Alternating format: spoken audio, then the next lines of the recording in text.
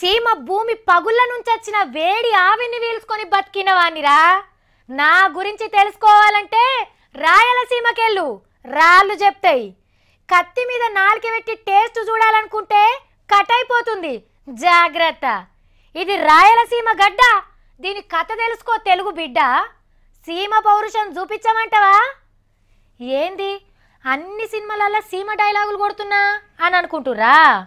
ఇగో సీమ సింహం రేంజ్లో ఈసారి డైలాగులు చెప్పే వరకు నేను కూడా ఈ డైలాగులో నో పారుగొట్టి చూసిన. మొన్న వార్త వేసినాం కదా, సీమ సింహాలన్నీ బయటకు వస్తున్నాయి రాయలసీమ రాష్ట్రం కోసమని.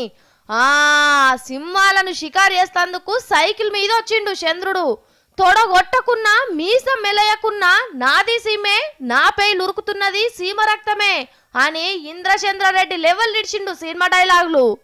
నేను రాయలసీమ వాడిని కాదని మిమ్మల్ని అడుగుతున్నా. ఏ తమ్ముడు అవునా కాదని మిమ్మల్ని అడుగుతున్నా? అవునా కాదా మీరే చెప్పండి.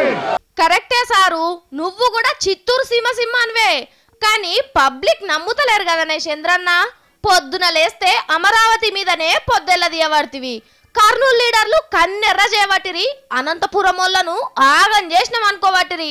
నీ ఎత్తులకు షిత్తైనమని చిత్తూరోళ్ళు చింత పెట్టుకునిరి, కడపోళ్ళు కత్తులు నూరబట్టిరి.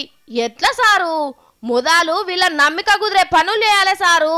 రాయలసీమను రత్నాల సీమ వేస్తావంటే సీమ చరిత్రల రాజకీయ శత్రువు లేని లీడర్ అవుతావు అంటున్నారు పబ్లిక్ కు.